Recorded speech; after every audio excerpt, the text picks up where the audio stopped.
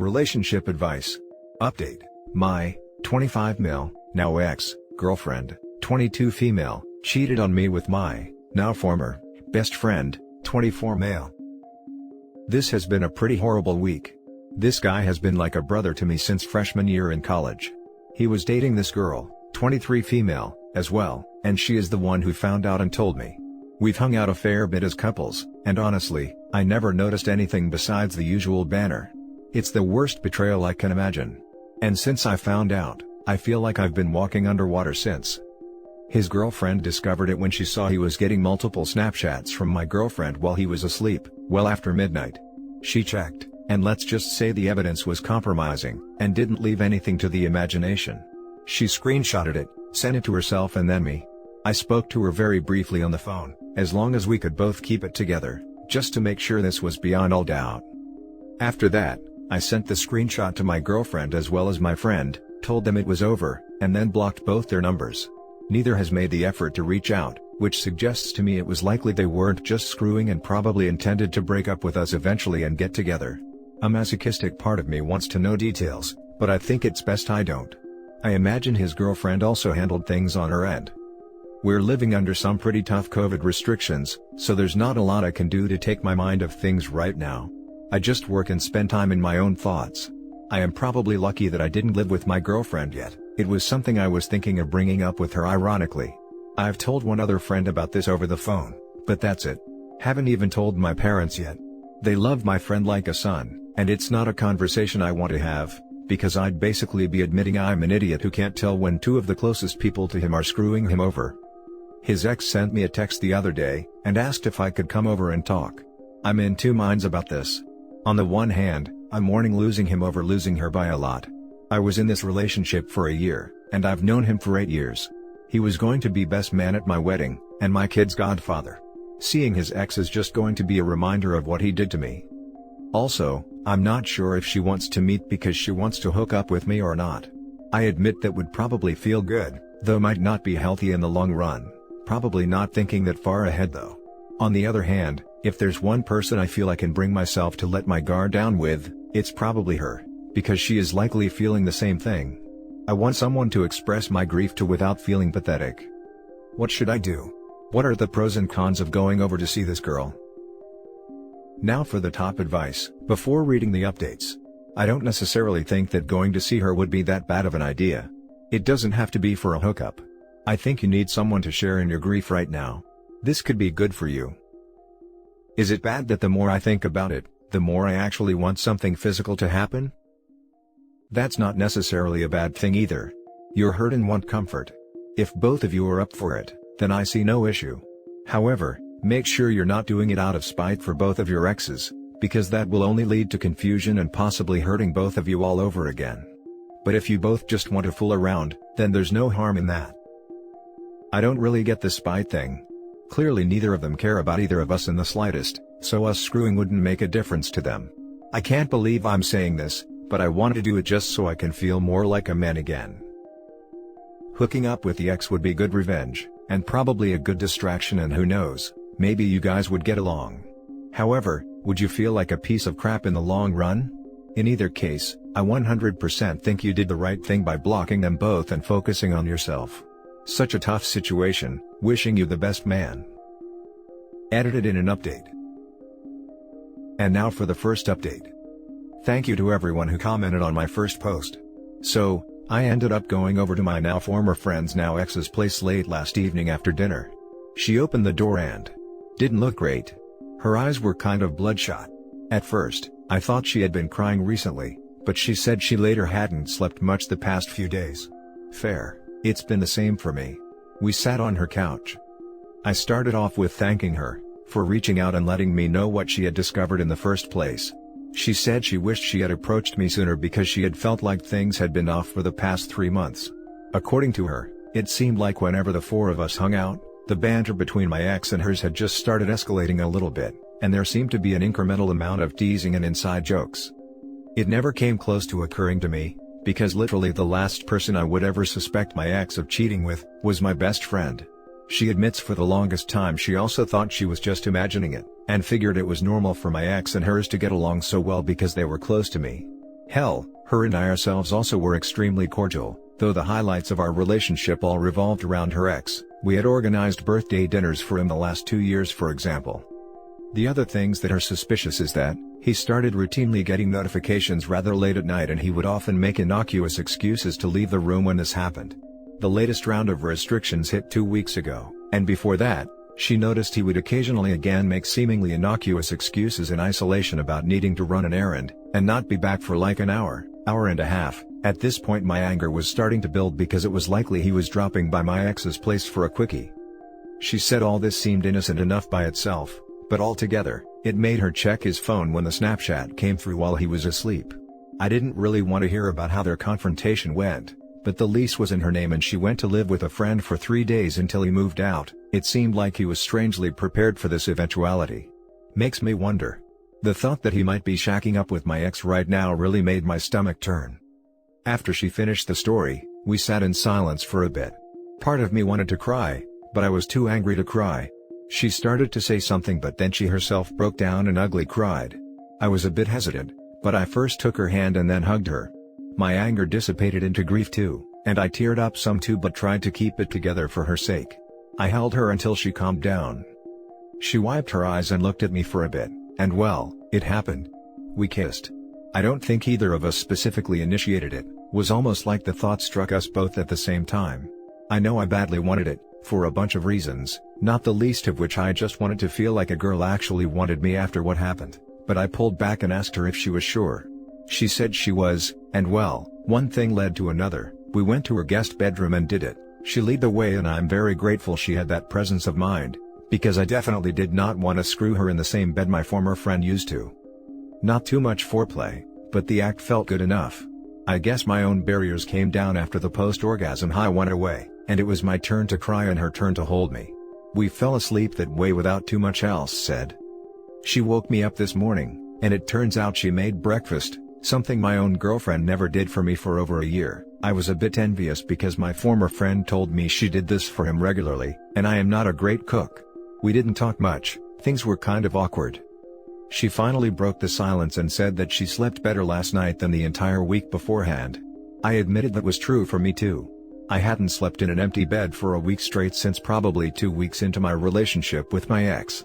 There was probably a lot more to say, but honestly, I really didn't know where to begin. I just wasn't processing anything. She just moved her chair next to mine and held my hand while I finished eating.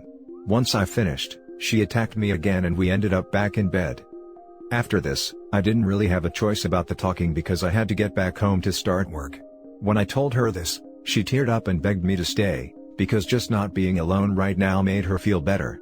I kind of felt the same way at this point. COVID isolation sucks anyway, and it's even worse when you're going through what I am. I told her she could come back to my place if she wanted. She brightened up and asked me to give her 5 minutes. She ran to her room and came back with a small bag, including 2 changes of clothes. I noticed it and looked at her. She asked me if I was okay with it. I said okay without really thinking. We went back. I had a Zoom meeting for work at my desk in my bedroom, while she read in my living room. She isn't working right now. I came out for lunch and she kissed me, and while I was heating up some leftovers for us to eat lunch, she hugged me from behind with her chest pressed against my back. I won't lie, it just felt good. I don't know what else to say about it besides it felt good. It's mid-afternoon now and she's napping in my bed. I'm probably going to join her. I'm done early with work, and just spent the last 20 minutes typing this up. When I opened the fridge for lunch, it turned out she had brought a bunch of ingredients with her to make us dinner. I know some of what we're doing probably isn't the healthiest, and I wouldn't do it if it didn't make me feel better in the moment than I have the last week.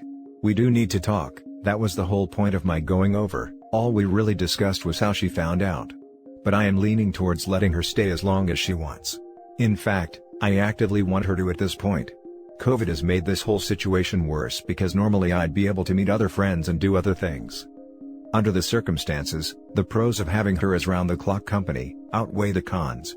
My place is probably the better spot for both of us because her breakup was more painful than mine, their relationship was thrice as long, and I myself don't want to be in a place that reminds me of my friend and the trust he betrayed.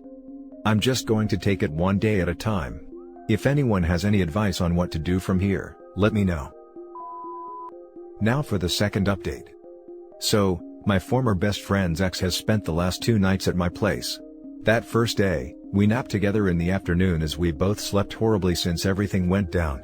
The way she clings to me while we're sleeping is honestly just tender and makes me feel all kinds of things. We woke up and had intercourse again, lol. She made dinner for us, and we spent the rest of the night just holding each other and watching Netflix. I probably could have gone another round, but she ended up crying again, and after she was done, I myself was too emotional to really want to do anything else other than cuddle and eventually fall asleep. I realized yesterday we really did need to talk. I decided to take the day off from work. I let her sleep in, and when she woke up, I finally sat her down. I started things off by saying that I was really glad she was here with me and that we were helping each other feel better. I emphasized that to me, this had nothing to do with our exes, and was not revenge acts. I wanted to be with her because it made me feel better, and I hoped it made her feel better too. She agreed that it definitely did, and that we were both dealing with a tremendous amount of hurt and trauma, and there wasn't anyone who could empathize better with us than each other. Which was why she wanted to stay till the end of quarantine, if I was okay with it. Dealing with what happened to us was going to take a while, and she wanted to be there for me, and have me be there for her. I was a bit taken aback, as she was basically talking about moving in with me for months, but I honestly felt the same way. Being alone in isolation the week after finding out was hell for me, and that was before I had even started to process what had happened. I was still thinking, and she told me she was moving out of her apartment regardless. She couldn't afford the rent without a job and without her ex, and she had a couple of potential subletters lined up before we met. She was planning on moving in with a friend, but she'd rather be with me. She could leave most of her things with her friend given my apartment was small, and if either of us needed space, she'd go there temporarily. She had taken my hand at this point and was starting to get a bit tearful. I finally agreed that this was a good arrangement. It all felt kind of crazy, but I was just thinking on emotion. She kissed me, hugged me really tightly, and we ended up doing it again. After this, she told me she was going to start going on birth control again so I wouldn't have to use a condom. I really wasn't expecting that. With that settled, we just spent the day together. Cuddled, watched some Netflix, and worked out together. I have some equipment in my apartment, part of why things are so cramped. We went for a walk to buy groceries. She insisted on paying, and cooked again. I haven't brought it up with her yet, but instead of splitting the rent, I was thinking of just letting her pay for groceries since she seems to like to cook anyway. Today, I took another day off from work. I have a lot saved up since it's not like I had the opportunity to use them much since the pandemic started, and we drove to her apartment where we met the friend who was going to store the bulk of her stuff. I'm now back at my place with the stuff she's keeping with us, and her friend is going to drop her back once she drops off the rest. I don't really know how I feel, except a lot better than I did when I made my first post. I'm just not sure if I should be doing this just because it feels good. I know I don't want to be alone, so for that reason alone in my gut I feel like this is the right call, but are things moving too fast? She's probably shown me more affection outside intercourse in 3 days than my ex did in the last 3 months of our relationships. Between the cooking and her desire to let me have unprotected action with her, everything feels kind of domestic. Which ironically, I never felt with my ex. I figure varying degrees of quarantine measures will last another 3 or so months, before vaccinations start to make things significantly better. At that point, perhaps she'll move out and we can take another look at things, perhaps try dating the traditional way if we want to. At this point I can't imagine not wanting to as long as the grief I'm feeling now is not a factor then. Hell, maybe we don't even need to do that and she can just stay on with me. I don't know, I am probably thinking too far ahead. I am nervous because of how unusual the situation is, but it still feels like the right call in my gut. I don't know exactly how I feel about her, except that I care about her and want her around because she makes me feel better and I want to do the same for her. Anyone have any advice? Anything I'm missing? Now for some closing advice. The unprotected ex thing is a beacon for trouble down the line, especially if you've both been cheated on. Probably should wear protection until you get tested, and make sure there's birth control in place. Maybe it will work out, but you guys really aren't in the right frame of mind to be making long-term decisions about a relationship or moving in together. This is way too fast. Thank you for pointing it out. I always used protection with my ex, and last I talked about it to my former friend, he and his ex always did too. I feel like perhaps she wants to do this for me because she never did it with him? It's the same thing as the cooking, something my ex never did. She just wants to do nice things neither of us did in our previous relationships. We'll use protection for now until her birth control takes effect. We're both definitely clean. We've literally only slept with each other and our exes, who were also sleeping with each other, in months. So, you both got cheated on by your partners and are now finding solace in each other since you two are both the ones who got screwed over? It seems really messy, and that you're using each other as a crutch to get over the betrayal. Neither of you had space or time to heal from your previous relationships, and are trying to settle into some sort of domestic bliss routine. Perhaps it's nice to have someone to relate with since she's been through the same heartbreak, but I don't anticipate this as the ingredient/recipe for a successful relationship at this current stage. Not really thinking that far ahead. You're right, maybe this won't be a long-term thing, though I hope it could be if things break right for us. I just want her around right now because she makes me feel better, and I do the same for her. COVID complicates a lot of things here. Just a couple thoughts. First, make sure you're both dealing with your issues from the ending of your previous relationships. Don't rug sweep them hoping they just go away, or they may turn into a ticking bomb waiting to blow up on you. Second, you two really need to communicate a lot. With the two of you going from casual friends to living together after shared trauma, you'll want to be sure any relationship is built on wanting to be with each other, and not just avoiding being alone. Maybe you can plan some dates outside the apartment that don't require restaurants, movies, etc. Go out on a hiking trail, plan a picnic, visit friends in a socially distant, outdoor setting, etc. Thank you. Yes, I know this will need to come up eventually, but everything is honestly just too raw and painful right now. We've both cried a lot and I still can't begin to process it. I told her we need to address this at some point and she agrees, but also said she can't do it right now. I don't honestly know if there's going to be a relationship after this. Ideally, I'd like to be the case. She's beautiful and a very kind person. I know her well enough, but I don't know her. You're right, it has to be about us as people, not what we're going through. It's another thing to work on. Can't do much in the way of outdoor dates unfortunately because it's cold beyond belief. I had some vague thoughts about perhaps a ski trip in a couple of weeks. And that's it for this video guys. If you have thoughts to share, leave a comment below. Don't forget to hit like and subscribe if you like this content. I'll catch you in the next one. Good day everyone.